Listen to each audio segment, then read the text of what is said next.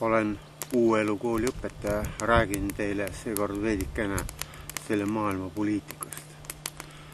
Me teame, et sõna poliitika, et sellega on palju manipuleeritud ja kristlikes kirikusüsteemides ja ütlevad, et kirikuliga inimestel pole mõtet poliitikaga tegeleda, aga nad lihtsalt ei tea keegi, et selle sõna tähendust, sest iga nimetuse tähendusest tuleb õigesti aru saada, sest kogu meie siin maapealne elu on üks poliitika ja tuleb ajada õiget poliitikat. Ja Jumala riigi poliitika on selline, et on tarvis Jumala tahte järgi, et inimesed parandades õigesti meelt, tähendab allutades oma mõistuse meeled kõige kõrgema Jumala, see on elu enese seadusele, reeglitele ja hakates nende järgi elama, nõnda nad saavad teadlikuks kõikidest oma eluolukordadest ja hakkavad ka valitsema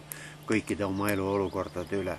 See on Jumala riigi poliitika ja üldse Jumala poliitika. Ja et kõik inimesed tuleksid tõetunnetusele ja saaksid olemaks päästetud ainsast surmast, mis olemas on, see on vale arusaamadest elust. Ja selle maailma poliitika, ütleme nii, kõigepealt, mis on riiklikud poliitikad.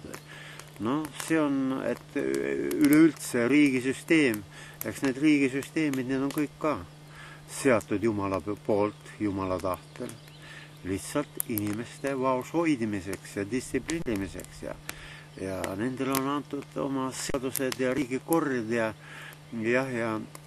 millele peavad alluma ka selle riigi juhid, ka alates kuningast, praegusel ajal presidendist, peaministrist, kõigist riigikogust, valitsusest või senatist või kus kuidagi neid nimetatakse.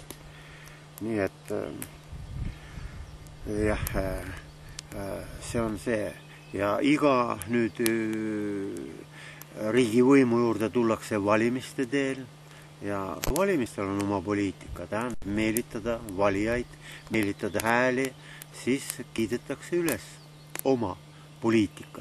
Tähendab, et mis eesmärgid neil on, mida nad kavatsevad teha, millised uuendused läbi viia, et inimesi üldiselt, et nad oleksid sotsiaalselt kindlustatud, sest riigi kohus tegelikult ongi.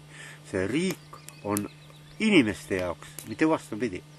Või nagu nendes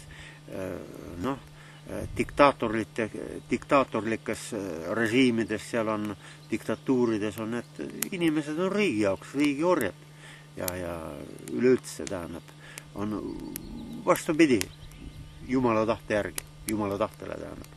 Ja et tegelikult riik peab hoolitsema selle eest, riigisüsteem on Jumala poolt nõnda ette nähtud, et rahvas oleks sotsiaalselt kindlustatud ja ka üldse, et kaitsta oma rahvast nii välisvaenlaste eest, nii kaua kui neid on, sest inimestel on materiaalseid väärtusi, maista vara ja selle nimel nad valmis nii sõdima ja kõiki asju tegema, tapma, valetama, varastama, kõike seda kurja, kõiki neid pahesid, mis on kõik lähtunud vale arusaamades elust. Ja nii et ja kõik nüüd need ka parteid, kes selle poliitika läbi, tähendab, kes võimule tulevad, nende poliitika on selles, et jääda püsima. Kui võimalik, siis igaveseks. Aga igaveseks nad ei saa jääda, sest igaveseks on ette tõotatud, et jääb Kristuse kuningriik. Tähendab, et õiglane valitsus.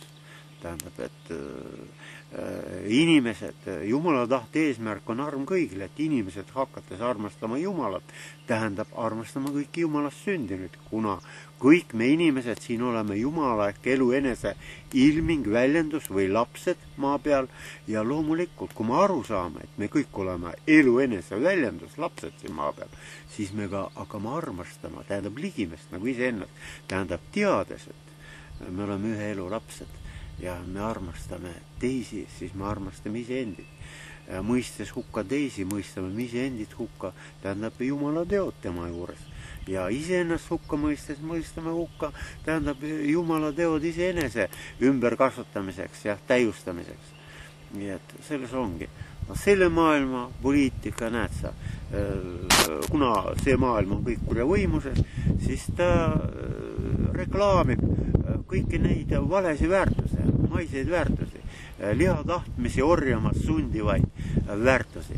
Ja kõiki vaatame ajalehti, siis mida me seal esikaanel näeme või pealkirjad või. Seal on, kas on prostituut või siis on niisama lihtsalt mingid modellid või kes kellega käib või kes kurameerib või kes on kui palju miljoneid saavutanud või, aga tarkuses pole seal jutugi. Ja siis kõik imestavad, et kuidas, mille pärast koolides kõik see kurjus kasvab, et põhimõtteliselt nagu, et inimkond on kogu aeg arenenud, saanud targemaks ja ometigi juba alates laste hulgas kurjus kasvab, kurjus tõuseb. Aga see ongi niimoodi, ega ühes tarkuse tõusega tõuseb ka see vale kõik, see rumalus, sest et edasiminek oleks, selleks on tarvis vastuseisu. Nii et põhimõttelt uuelukooli reklaam, see on poliitika, tugineb oma Jumala reklaamimise, oma Jumala tahte, selle tõõpetuse edastamises, reklaamimises, tähendab, et kõik inimesed saaksid võimalus oma valiku tegemisel. Et see informatsioon tungiks nii meediataevasse kui inimeste mõistuse taevasse ja hakkaks kujundama õigesti kõigi inimeste nii mõtteid, sõnu kui tegusid üksnes õiguse tõe radada. Sest see on Jumala reklaam, Jumala poliitika. No, selle maailma poliitika, mida nad reklaamivad, oma tooteid. Ükskord on kala hea tervislik, siis läheb mööda, et kalasaak halveneb, siis on liha tervislik, siis pole kala ega liha kumbki tervislik, siis on reklaamid igasuguseid võltspreparaate, arstimeid või muid määrdeid või õlisid ja kõike tegelikult, mis ei omagi põhimõtteliselt mingeid tõelisi väärtusi. Tähendab, selle maailma reklaaminformatsioon väärtustab absoluutselt valesid asju, mis ei oma eluks mitte mingeid väärtusi. Tähendab, et eluks on tarvis õppida, et pärida igavene elu, selleks me elame siin maailmas. Nii et selle maailma poliitika ongi sellepärast vale, õige poliitika on Jumala riigi poliitika, mis toob inimesed just välja, sest meie reklaam uue elukooli, see on võitja ülestamisel Kristuse kiriku koguduse poliitika, reklaam on päästa võimalikult enam inimesi ja ega me ei saa päästa kedagi, kelle mõistusele küps seda tõõpetust omandama. Tähendab, et ta saab aru, et see on õige, siis ta tuleb, võtab selle vastu, omandab tõõpetuse ja tema saab päästetud surmast elusse. See ongi, et vale arusaamade sõltuvusest õigetesse arusaamistesse.